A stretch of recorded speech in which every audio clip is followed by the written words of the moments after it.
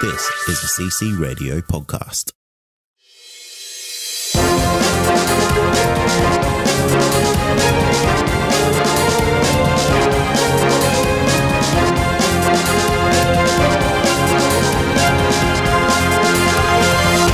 Welcome to Comic Confidential, the weekly show where we discuss our favorite things from popular culture. My name is Kay. And my name is Troy. Thanks for joining us. This week, we're celebrating the 20th anniversary of an absolute classic in The Matrix. But before... That just sounded, the way you said that, it sounded weird. Did it? Yeah, it sounded like we're celebrating a classic in The Matrix. Are we? Well, Aren't who we? knows? Who knows? We don't know. Or do we? Have you unplugged? I haven't. As you can tell, I don't have, like...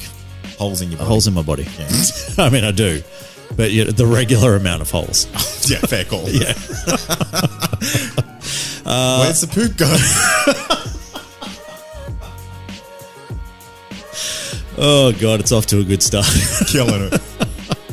We are just celebrating the movie, The Matrix, which turns 20 in about a week or so. But before we do that, there are a couple of things that you guys can do to help support the show. The first thing you can do is leave us a 5-star review on iTunes saying, where does the poop go? Please don't make that a thing for this episode. I won't. It sounds like a kid's book. Yeah. Like if we become celebrities enough, Yes. I want us to write a joint celebrity kids book called Where Does the Poop Go? I'm sure there's a book already like that. There'd be something, surely. But Yeah. not as dark as we'd make it. Oh, yeah. The other thing you can do is visit patreon.com/ComicConPod and help support the show. Plus, there's a whole bunch of other stuff. There's other shows. There's 2 other shows that you can get access to at any point in time. Yeah, and it's like top secret. Yeah, it is. Except it's called Unplugged. And then the other one's called Netflix and Chat. Where we talk about a Netflix show every month. We chat about it, some might say. Yeah. Yeah. That's a good little intro. All right. And the final thing you can do is join our listener community on Facebook, and that's pretty much where you will find me. And me. Anytime. Pretty much. Anytime. It's the only reason I go on Facebook. It's the best place to be. Good news. Hot memes. Dank stuff. Ooh. Just dank in general. Yeah. Yep.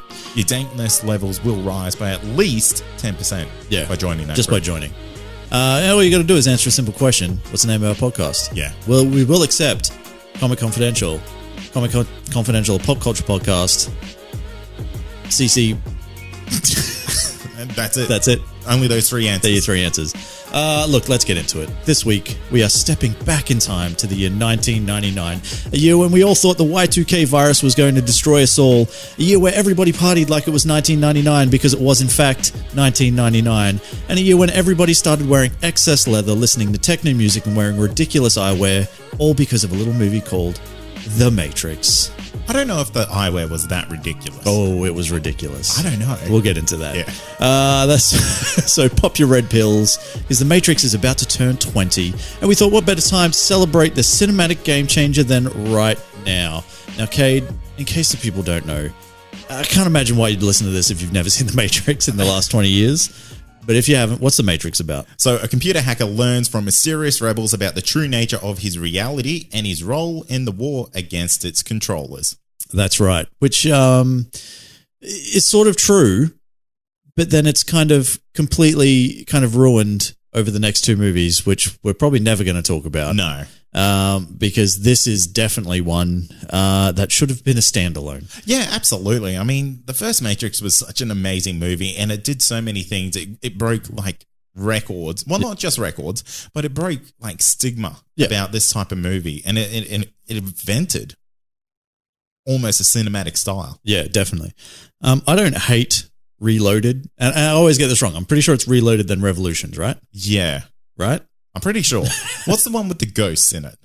Well, they're the what are they called? The Ghost Boys. Yeah, Ghosties. the Ghost Boys. It's Jim and Bill, the Ghost Brothers. Yeah, that's it. That's number 2. Yeah, which I think is Reloaded. Yeah, that's the second best one. Yeah, yeah. But I don't hate that as much as like a lot of other people do. The final one is terrible, but the second one, like, it does have a pretty sweet That highway chase scene. Exactly. Is pretty amazing. And they're ghosting through shit. Yeah, they're ghosting through shit. We get it. Jim and fucking Bill, the Ghost Brothers or whatever they're called. Ghost Boys. This one, of course, stars Keanu Reeves as Neo, Lawrence Fishburne as Morpheus, Carrie-Anne Moss as Trinity, and Hugo Weaving as Agent Smith. And it's directed by Alana and Lily Wachowski, formerly known as the Wachowski brothers, and has a runtime of 136 minutes. Okay. I'm confused already. We're 5 minutes into the podcast. Okay. What? Lana and Lily are female names, Troy. That's right. They are both they are both transgender. Okay. Are they? Yep. Oh wow, there you go. Yeah, it's both. Oh God, I wish I could remember their birth names. I think it's Andy and something. Oh, God. Andy and Bruce, maybe. Right. I don't know. Wachowski. But yeah, so when this movie came out in 1999, they were the Wachowski brothers. Ah, okay. And that's how they were billed initially. But since then, they've both gone through gender reassignment therapy, all that sort of stuff. They're both now transgender, identify as women, Lana and Lily. And anything that they are credited for now that would have formerly have been credited as the Wachowski brothers, they're now credited as Lana and Lily Wachowski. So if you were to look up The Matrix now, then yeah, it'll be Lana and Lily. How interesting. Yeah. Oh, good for them. Yeah, definitely. Financially, let's talk about this. This is 1999. It's a different time. Well, this is like pre-2000s money. This is like Yep. this is basically 1800s by about money. a year. Yeah, so it's basically dinosaur money. It's literally last century money. Yeah. So opening weekend of $27.8 million, Which is pretty big. which is pretty big. But I feel like that's pretty in today's money. You'd laugh at that, and you'll go, I reckon this is one of those movies where people saw it and they're like, damn. Yeah. You got to go see this. Yeah. Well, look, if you're a blockbuster movie nowadays and you're not making $100 million, then like on your opening weekend, Exactly. yeah, then people are going, oh, failure. Yeah, absolutely. Yeah, which is wild. Rotten Tomatoes is like, worst movie ever made. Yeah, pretty much. But domestically, overall, Yeah, $171 million, which was the fifth best for position of 99, behind Star Wars Episode 1, The Sixth Sense, Toy Story 2, and one of my favorite movies, Austin Powers 2. yeah, right. Really like that movie. Do you? Yeah. That's weird. I was just thinking about it the other day. I was like, oh man, I really want to go watch Austin Powers again. I really like the third one, which I know is probably that's like blasphemy. the consensus worst one. It is the worst one. But you love like the actual character Goldmember. Yeah, I do. I don't know why. It's so weird. I love gold. What can I say? Let's continue about the financials. Shall we? Let's move Yes. away from that. Yep. Foreign brought in $292 million with a worldwide total of $463 million. That's right, which I believe was the fourth best for 1999. There you go. Amazing. Amazing. It did pretty well. So behind the same movies, as you mentioned before, minus Austin Powers, which got pipped for the fifth position or fourth position. Oh, did got it pushed to really? fifth, yeah. And had a budget of $63 million in total, Which is insane. which is insane. Because this movie, when you rewatch it, there's a lot of practical effects. This movie, I'll tell you this right now, holds up. Yeah, definitely. I mean, I look at the edge of some of the people, I'm like, okay, I can see a little bit of green screen bleeding in. But you have to remember this movie was made 20 years ago. Mate, you get that in movies made in 2019. Yeah, You know what I mean? absolutely. So having that back in 1999 is fine.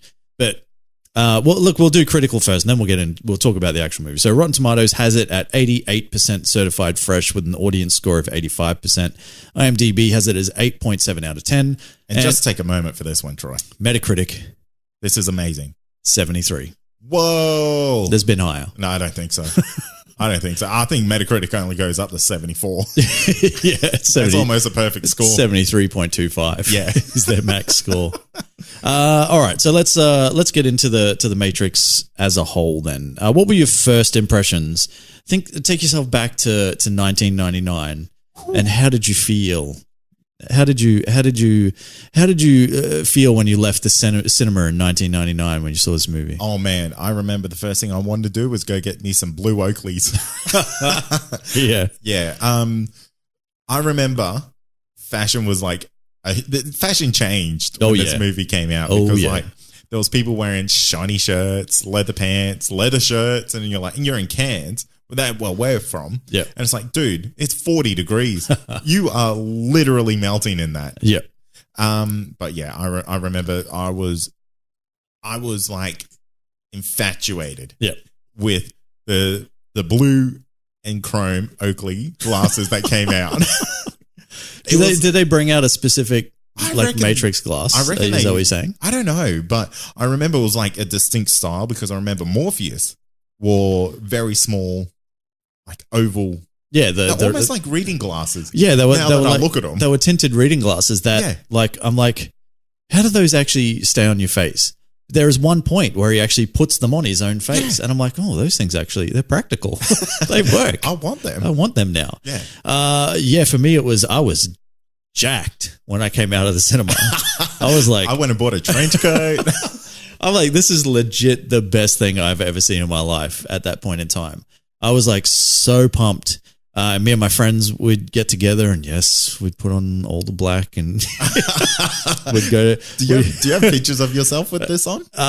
God, they'd be out there somewhere, surely. If any of Troy's friends are listening to this, please send it in. We'll use it as the episode artwork. Yeah, okay. But we'd go out, we'd be... Your boots on. Yeah, we'd get the boots on. We'd be all about the techno music and all that sort of stuff. And that was my techno phase. Oh, yeah. I went through a techno phase kind of just because of the Matrix. Wow. And yeah, it was just like, because I'd always been a martial arts fan or a martial arts movie fan or whatever. Yeah. And like what they managed to do in this movie, like how they managed to make actors like Keanu Reeves and Lawrence Fishburne and goddamn Hugo Weaving, for the love of Christ, look absolutely like amazing on screen. I was just like, oh, I want that. I want that in my life. And we started making kung fu movies and stuff. Did you also get into like the long knitted tees and stuff like that? We didn't go we didn't go the Matrix like clothes. Yeah, it was. Not the real world clothes. Yeah, we went Matrix only. Yeah. It's all about, creating the image of yourself that you want. Not the hobo look. Not the hobo look. Yeah, fair call. No one picks that unless they, actually pick it. Yeah. And I mean, as I think it was sci-fi. Was it sci-fi? Yeah, I think sci-fi. Joe Pantoliano says, he's like, if we had have known what any of this was like, there's no way you would have taken that red pill. Oh, well, let me ask that question to you, Troy. Yeah. Would you stay in the Matrix? Look. If you knew what it was and you can constantly go in and out as you wished, yeah, would you leave the Matrix? Would you leave a simulated world to go live in that you're fighting for your life against robots type of bullshit life? Yeah. I do really like the fact though that you can just, learn kung fu by having it like inputted into your brain. So it's like a software upload. And then all of a sudden kung fu and then you can go back into the Matrix and you're just a weapon. You know what I mean? But you're still rubbish in the real world. Well, in the real world, you're rubbish. Yeah. Like if Keanu Reeves actually got into a real fight, he'd be stuffed. Yeah. Which I think he does at some point later on down the track in the movies. Where's my kung fu? Yeah, I don't actually know kung fu. This is shit. Yeah. I hate the Matrix, man. Yeah, so it's it is what it is. I'd probably still take the red pill, but I'd be spending a hell of a lot of time in the Matrix, I think. Yeah. You'd just come out for like the essentials of like bathroom breaks, showers, eating that goop. Yeah, well, I guess the problem is though that, the longer you spend in the Matrix, the more chance you have of being found by Hugo Weaving and his... Oh, is that the case? Well, it's just that they're constantly on the lookout. You know what I mean? But yeah, see, this is one thing that's not really explained in the Matrix very well. All right, well, let's see if I can explain it for you. Okay, cool. Because for some reason, Neo is the chosen one. Correct. And I'm not really sure why. Well, because the prophet says so. Like what's her name? The Oracle. The Oracle. Yeah, because the Oracle says so. But he's the reincarnated version of the guy who originally went into the real world, or like who originally started pulling people out of the Matrix, who was like a bit of a legend. Yeah, but Morpheus says that at some point. Maybe. That he'd be reincarnated as somebody, and he believes it, that he was reincarnated as Neo. I still don't buy it. Why not? Because it's such a The weird, Oracle said it. Yeah, the Oracle said it. Like the computer program said it. Yeah, so it has to be true. The computer program said that this spiritual thing happened outside of this world that I'm being programmed to be in. Yeah. It's just weird.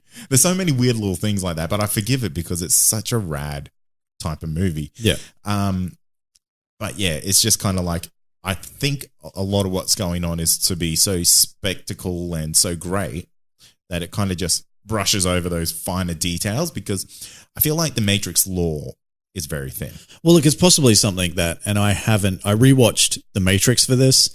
I haven't rewatched any of the others. It might be explained in other ones. It could be touched on at some point in the other ones. But we've just got to, accept what the Oracle says, because she's never wrong. Maybe. And she bakes cookies, even though everyone knows they're not real. She's like, they smell good, don't they? But they don't, because they're not real. I get it. Why say it then? It's weird. It is weird. It's so weird. Well, you haven't answered the question. Would you take red pill or blue pill? Oh, I'll take both. Both at the same time. So I can be in both zones. 50-50. You just OD. Yeah. I would love to see the reaction of that. Like Morpheus, you fuckhead. It's like, you definitely, you should go get your stomach pumped. Yeah, you're going to die. You're definitely going to die. Yeah, but where am I going to die? Well, both. Both, yeah. You've just you've force quit. Yep. Now, what would you really do? Look, it depends on the brochure that Morpheus gave me. Yeah. Because I feel like he doesn't sell it very well in this movie. Yeah. Because Neo is very quick to trust this guy. Yeah. He, I presume it's Morpheus. It's never really said that Morpheus is the one talking to him through the code in a dream, but maybe not a dream. Yeah. But then Morpheus is the one kind of walking him through the office saying, like, get out of here, blah, blah, blah. Yeah. He is still way too trusting, way too quickly. And maybe this is like a hacker thing. It's like hackers have a code, never lie in person. Yeah. It's like, if you ever meet up IRL, well, you got to be trustworthy. Yeah, it's hacker code. Yeah, that's it. Yeah. And maybe that's what it is. It's like, because he was also very trusting of those other, I presume were hackers that came to his door. Well, he was getting paid for that. Yeah. But he still said, like, don't attach this to me. Oh, well, I think if you're, doing anything illegal, you've got to at some point go, hey, I know I'm doing this for you, but can you kind of like not rat me out to the cops? Maybe. But I still don't even know if what he did was illegal. Well, I don't even know what's on that disc. Yeah, exactly. What is it? It's just like... It's got to be... It's a whole bunch of movies. Yeah, that's it. He's the first one that really figured out LimeWire. Yeah, that's and it's just it's a disc full of songs. It's a disease-free disc. It's a disease-free disc. Yeah. That guy's he's going to rave to. Yeah. Yeah. And it's like he's just selling bootleg DVDs. And I noticed it was one of those, it was like a smaller disc, so they cost a lot more and you can fit a lot less on there. Yeah. So it had to be good stuff but on there. It's just one song. Yeah. It's like that dude's favorite song, but he can't, he's sick of waiting for it to load. So he's just got it on a disc. Yeah, that's it. And it cost him $2,000. It's definitely... what was that stupid song you were talking about when we were talking about soundtracks? That by Bic Runga. What's that song called? It's Sway. Sway, yeah. It's an electronic remix. It's an electronic remix of Sway. It's the illegal version of Sway. And it's swing. Yeah. Yeah. It's a remix. I like that. But yeah, I feel like Neo is just far too trusting of this. He's like, you know what? I've got like a life here. Yeah. And I'm going to give it all up because we don't know if he had family. Well, he probably doesn't. He doesn't really sort of... I'm sure he does. Seem to care. Yeah. And that's the only thing... Well, the only thing we really know about his life in the Matrix is that he works for a software company. He hacks songs off LimeWire by night. Shows up late to work. And he used to eat Chinese at that one place all the time. Yeah. Yeah. That's literally all we know. And I'm sure he had much more than that going on. Like, he probably had Ultimate Frisbee, and the guys are waiting down on the park on Sunday. I was like, what the fuck happened to Thomas? Yeah. Is his name Neo in the real world? No, it's Thomas. Is it? It's Thomas Anderson. Oh, yeah. Right. But he goes by the hacker alias Neo. It's funny how they call him that in the Matrix too. Well, in the real world. Yeah, well, yeah. But maybe that's weird. And then it's like someone else is over there. If you go and buy your hacker name, it's like, yeah, I'm Sky Dragon 784. Yeah. Oh, I'm Neo. Yeah. I'm like, yeah. Well, yeah. I mean, so what would your hacker name be then? Big Boy 69 for 2. Oh man, I knew you were going to throw in that 69 for 2 in there. Had to, because Big Boy was taken. Yeah. And all the numbers leading up to that. It's just a coincidence. That's all that was left. Yeah. 6942. Yeah. You got to take what you can get. That's right. Big Boy 6942. All right. Well, what's your? Oh, I couldn't even tell you. Really?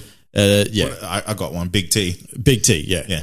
69. Big T 6942. So we got Big Boy and Big T. Yeah. Both 6942s. So look, I'm trying to think, like, The Matrix is pretty cool, right? Yeah. But what about like Ready Player One? Is that like a rip off of The Matrix? 100%. You would think so, hey? Yeah. It's effectively like the only thing that's different is that you volunteer to go into it. Whereas this one, you are put in there by machines and you're not aware of it. Why? Why did the machines make this? Well, because they said. They said what? Well, Morpheus, when he's explaining it to Neo, says that at some point we got a little bit too carried away with like artificial intelligence. Yeah. And then the machines kind of effectively became sentient. And then we realized they've gone too far. We tried to shut them down. They said solar powered. They were Superman machines. Yeah, they said, "No, fuck you." And we said, "All right, well, we're going to block out the sun." And they're like, "Oh, fuck. Oh, hang on. Humans are batteries." And then that's how it all started. Are we really that full of energy? Because, like, have you seen like us in the morning? Yeah, it's not good. It's not good. Like, if one of those robots came and like got me, I'd swear it would use more energy than it's getting from me. Well, you're like the Apple iPhone of like humans. I'm constantly got to be plugged in. Constantly got to be charged, otherwise you just deplete instantly. Yeah. Yeah. Look, going back to Neo being too trusting of Morpheus. Morpheus again does say that I know you have this feeling within you and you've had it within you for a long time that something just isn't right. And don't you want to know what it is? And, you know what's wrong. You just don't know like what it is essentially. And he's like, it's the Matrix. And it's this one pill. Yeah. And he's like, all right, well, fucking let's go then. Yeah. All right. Yeah. A lot of that was filmed in Australia. Yeah. Most of it. That is my biggest knock on the movie is that it's too familiar. Oh, really? Yeah. I know the second one was like basically all filmed on a Sydney highway. Yeah. There's just way too much kind of like, like you're looking at buildings and you're like, that's Australian. It's like when, remember when. That's a poor building. It's a poor building. But remember when was it Doctor Strange? No, it was Thor Ragnarok. Yeah, when they shot in Brisbane. Yeah, they shot in Brisbane trying to pass it off as New York. And as somebody who has been to Brisbane many times in my life, you're like, that is fucking Brisbane. You've just put yellow cabs in the back. That's all you've done. You ain't fooling no one. Yeah. And then they still hire like Aussie actors to try to put on like American accents, or they just keep their Aussie accents. And you're like, come on. Yeah, come on, man. That's my biggest knock on the movie. Fair. Yeah. But anyway, I mean, that's a small thing for like what is effectively a spectacular movie. You know why they shot it in Australia at that period of time? Cheap. It was very, very cheap. The not a stock exchange, but the exchange rate between US and Australia was Y2K, baby. Y2K is basically American dollar was equal to $2 Australian. Yeah, right. So that's why they also shot the sequels here, and they shot them back to back because it's free money. You can tell. Yeah, exactly. Yeah. But I don't know. Neo, too trusting, and then he goes into the Matrix. I still do not know why they made the Matrix for him, because I don't know if the Matrix is beneficial for human growth. Well, because they effectively said that at some point, I think it's Agent Smith, Hugo Weaving, says at some point that they realized they needed some sort of simulation or something to keep them active, right? So you have to keep the body active, otherwise it's just going to fucking rot and die, right? And they effectively tried to give them utopia. And they said, each individual person can have like what is their like ideal world. Yeah. And because of that, like it all, like I can't remember exactly what he said, but it all failed, right? And because he goes on to say that like humans seem to live for misery, so that's why they've created the world that they see now. Is because this is what humans seem to thrive on the best, and they seem to thrive on shit. There you go. Yeah. So yeah. I reckon it just used too much RAM. Yeah, maybe. It just kept like booting the Sentinels out of like everything. Yeah, pretty much. Imagine a full reset on like 7 billion people. Yeah, it'd be pretty rough. Yeah. IT guys would hate that. Imagine the server room. Oh, it'd be ridiculous. Yeah. It'd be massive. All right, so let's talk about the movie itself. No, I have one more. I have one more thing to ask about The Matrix. All right, what? How did the first person ever get out? And how did the first person ever get like another person out? It's Adam and Eve, baby. Because that's the biggest thing that annoys me about it, is because like, okay. Well, who's to say there weren't survivors? You know what I mean? From the war. Yeah, that's fair. So who's to say there weren't like pockets of like little, rebellions and stuff similar to like Skynet and the whole, Terminator thing. You know what? That would be quite a cool movie. It's like a prequel to The Matrix. The actual war between man and robots. And a machine. It'd be exactly like Terminator. I don't know. That's exactly what happens. Skynet becomes sentient, and then they start fucking with each other. I want to see how they scorched the sky. Makes no sense. Well, yeah, I don't know how they did it either, but yeah, that's what they did, and more power to them. It failed miserably. Yeah, that's it. Hey, the one thing that's going to keep us alive and them alive. Yeah, let's cover it up. Look, no one said that it was a well thought plan. Yeah, but it is what it is. As soon as I heard that in the movie, I was like, that is so dumb. Well, if they run on solar, like, what would you do? Well, you would have to come up with something else. They come up with EMPs to take him out. Yeah. And they're using somehow far more advanced technology. Yeah, you think maybe make like massive EMPs. Yeah. Maybe just go back to the dark ages. Yeah, exactly. You'd rather do that than like block out the sun. Yeah, that's true. And then turn into robot food. Yeah. I would assume so. Yeah. Look, whoever was in charge at the time was obviously ill-prepared. Yeah. This is Trump's future, my friend. Oh wow! Don't go down there. All right, look. Let's talk about the movie itself, because 20 years later, as I said at the top of this thing, it holds up massively. Absolutely, it is like entertaining from start to finish. And I went into it kind of like I watched it a few days ago, but I went into kind of a little bit trepidatious in the sense of I'm like, oh, do I really want to spoil this for myself? Like, am I going to watch this and go, oh, this is shit? Like, this is not the memory that I had. But it was wildly entertaining. Yeah, absolutely. It's really hard to fault this movie if you're looking at an entertainment sense. Yeah, hell yeah. Because, I mean, like, there's plot hole left, right, and center. But no, there's not. Yes, there is. Nothing that can't be explained by just saying glitch in the Matrix. Yeah, exactly. That's a fair point. Yeah. They've kind of made an awesome loophole with that. But yeah, you're totally right. I mean, this movie is just fun all the way through. Yeah.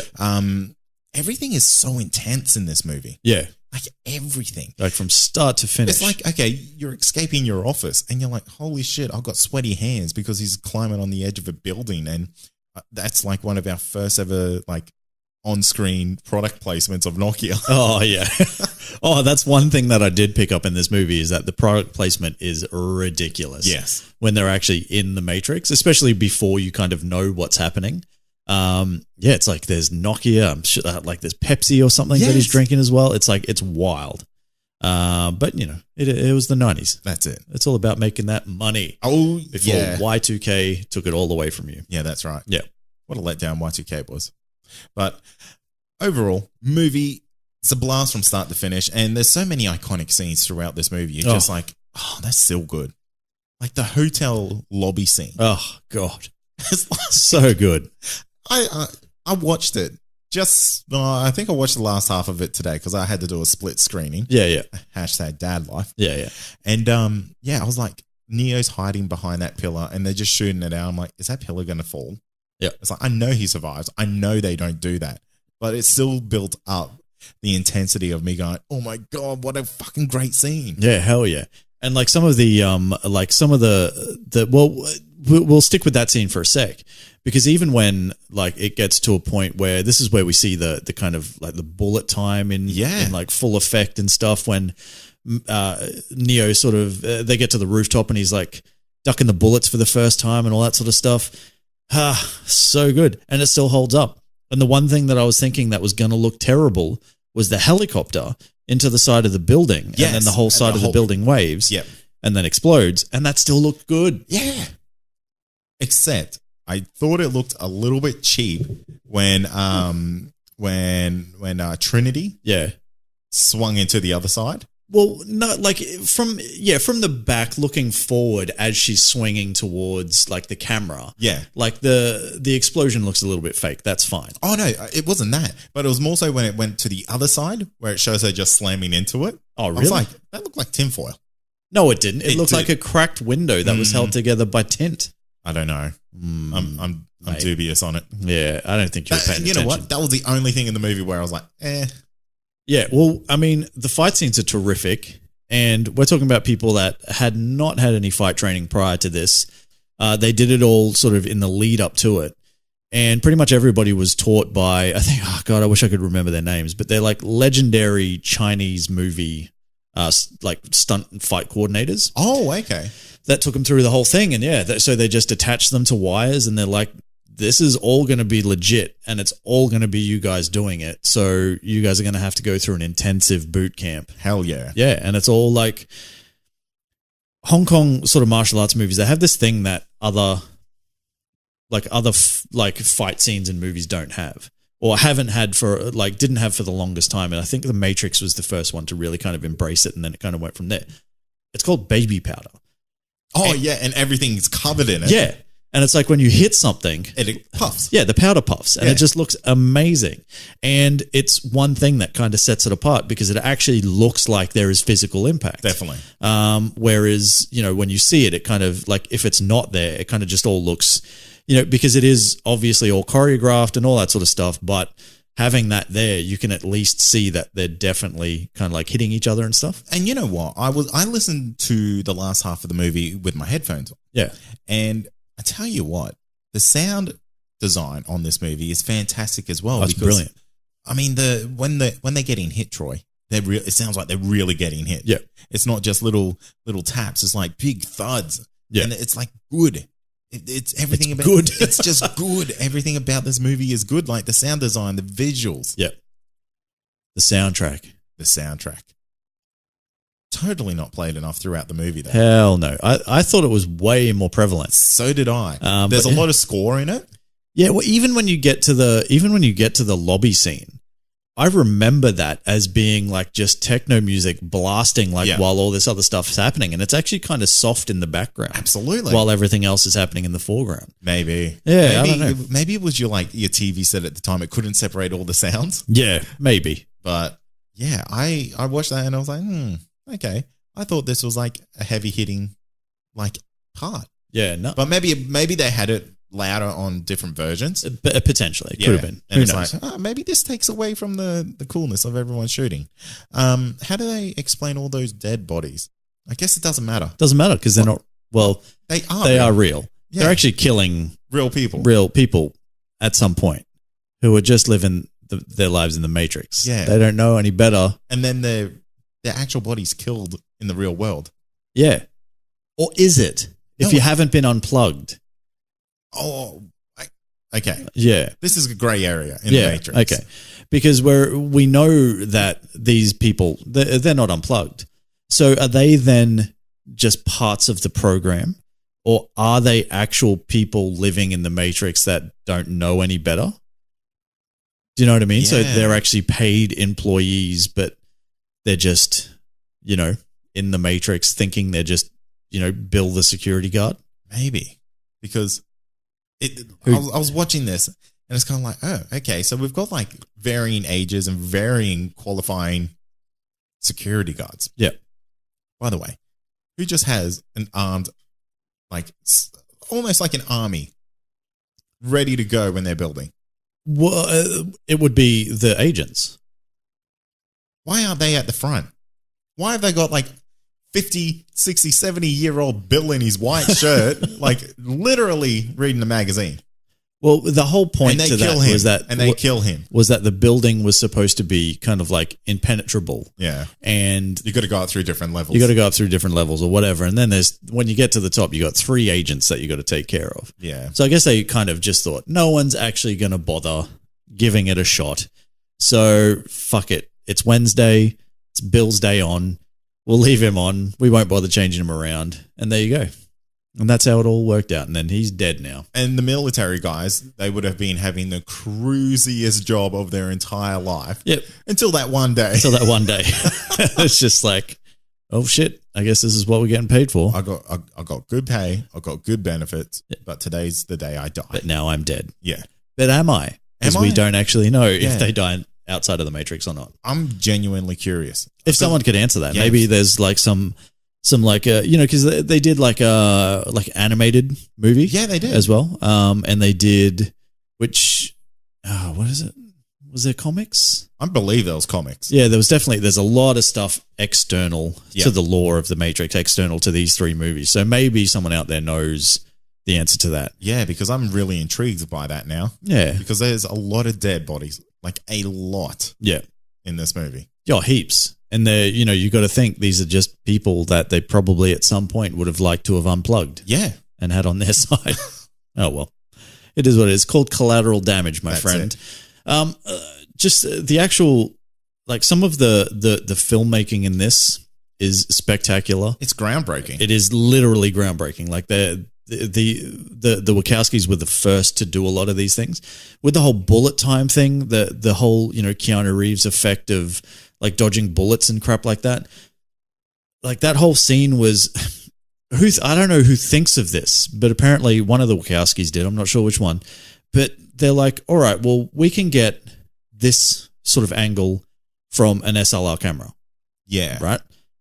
If we got 40 SLR cameras and put them next to each other and just ran them around a circle from the scene, imagine what we could get. And then they did that and put it all together, and it's amazing. It's one of the first scenes you actually see in the movie too. With Trinity, yeah. Yeah. And when I saw that, I was like, fuck, that's good. Yeah. But then I had this moment of like doubt. And I was like, has pop culture done this better?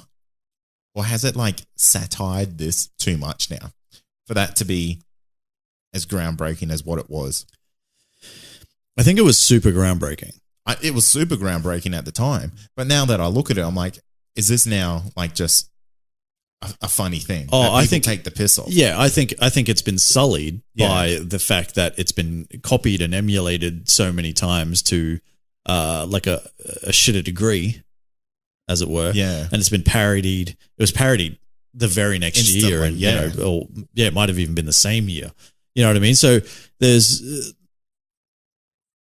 it does suffer a little bit, I guess, from the 20 years. Yeah. Because of things like that. But you can't look back on this movie and go, like, that was crap. Oh, absolutely not. Definitely not. You know what I mean? You can't at all. So, yeah, it is what it is. Now, one thing that I kind of had a little bit of an issue, and this is only on a rewatch, is I feel like the acting isn't overly great in this movie. Anyone in particular? Okay. Because you can't say Keanu Reeves because he's not great ever. Yeah. Look, you know what I mean? He's just Keanu Reeves. I'm going to say Keanu Reeves, Lawrence Fishburne. Yeah, okay. And I felt like the movie was relying a little bit too much on all the spectacle. Yeah. And they didn't really focus too much on the in-between parts. And one part, and it was right near the end of the movie. Do you mean script-wise, though, or like character development? Script-wise. Okay, because I feel the characters were developed quite well in this. Let me question that. Okay. What about the most cliche ending of all time? Yeah. Where Trinity goes, Keanu. Keanu. she's dead set. She's like, Keanu, I fucking love you. Yeah, I love you, man. She's like, I know you can't be dead, Keanu, because the Oracle told me. Yeah. Yeah. I know what you're saying. That program in the fake world told me that I love you. So And I've known you for like 3 days, but I love you. but I love you. Yeah. So you can't be dead. But my kiss is going to bring you back to It's life. not a kiss. Like, it's not the kiss that brings him back to life. He was just never dead. Nah. And then he's like, whoa. I've got a Matrix boner, and now I've got all these extra powers.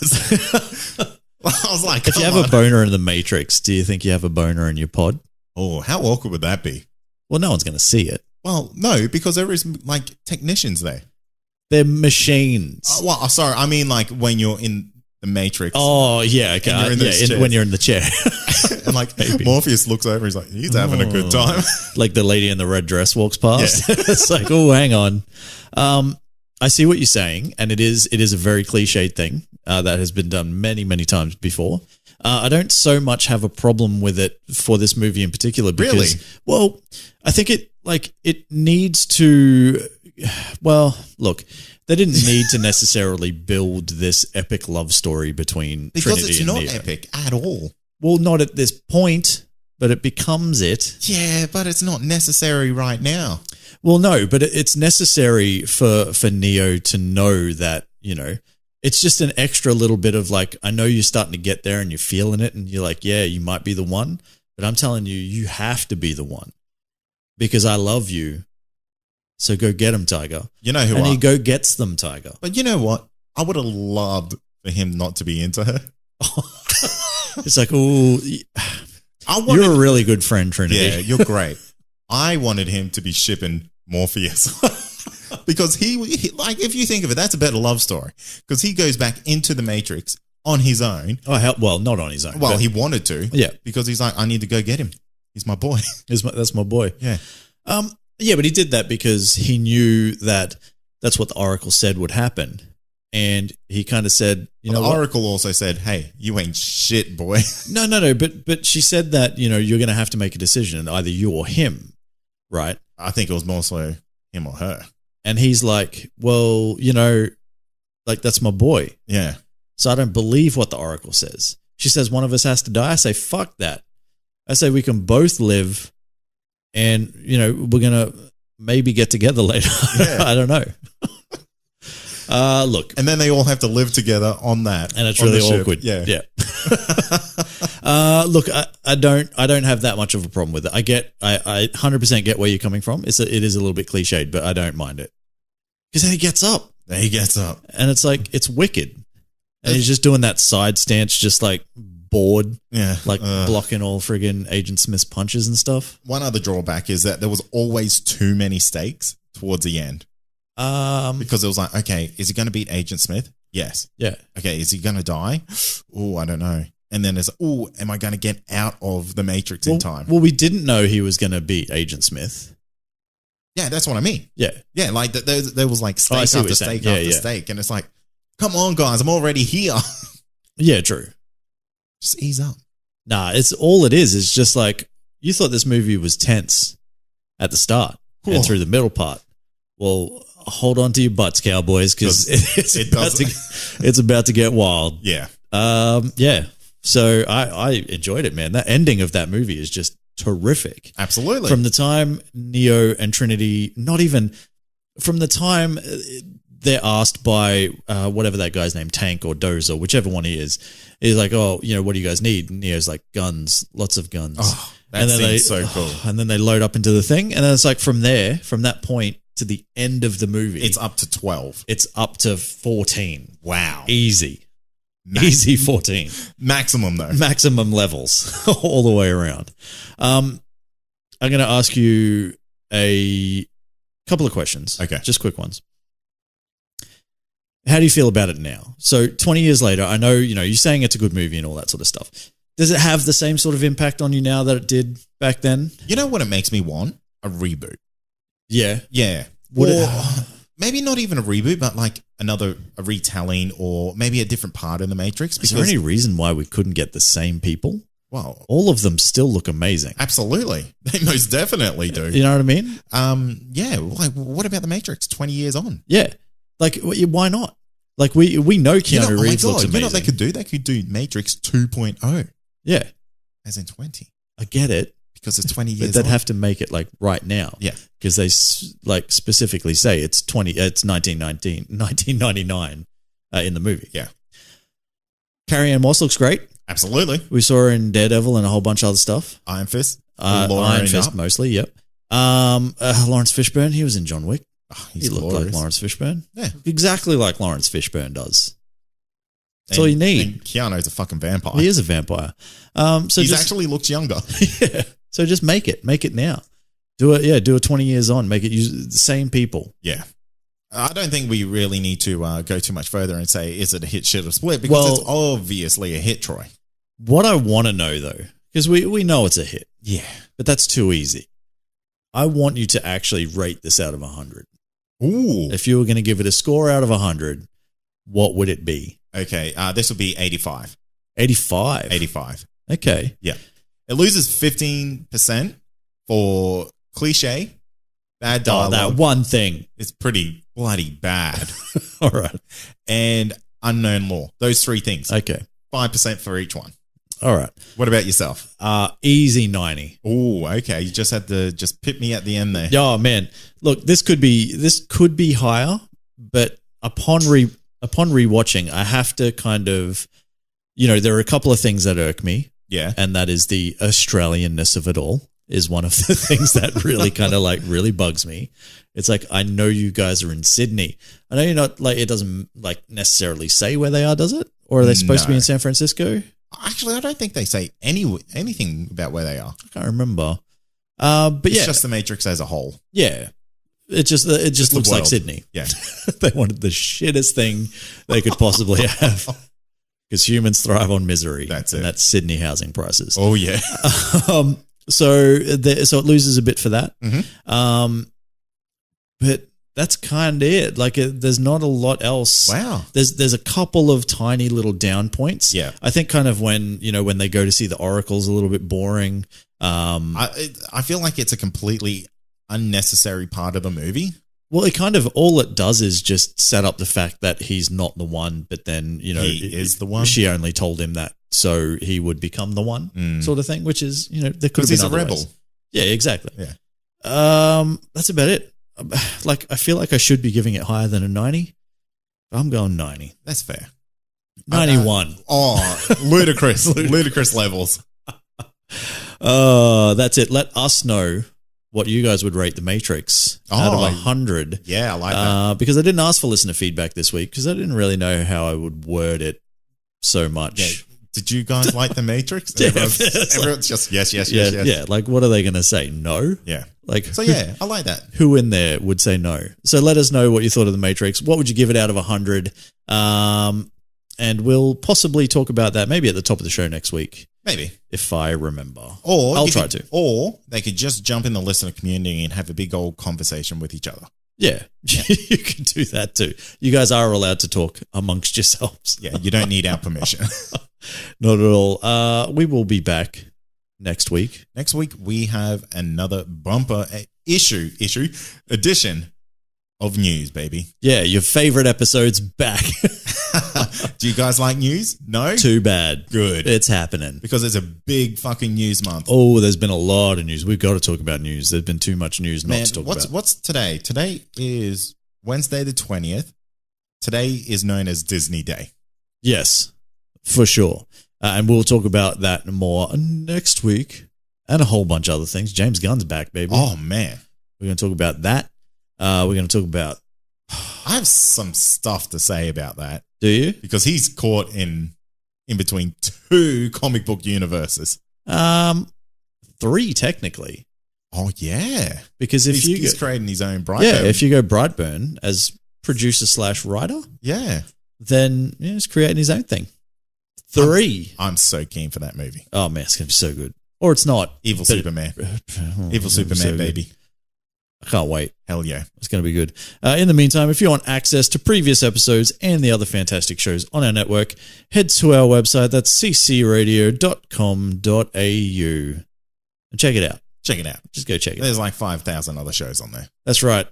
So before we wrap up, happy birthday, Matrix. You 20-year-old beautiful bastard, you. You're almost old enough to drink in all countries. All countries, yeah. You can drink in Australia. You've been doing that for 2 years. You've been blind since you're 16. Well, that is it. Thanks for listening. As always, I'm Troy. I'm Kay. And this has been Comic Confidential. Cheers. Peace.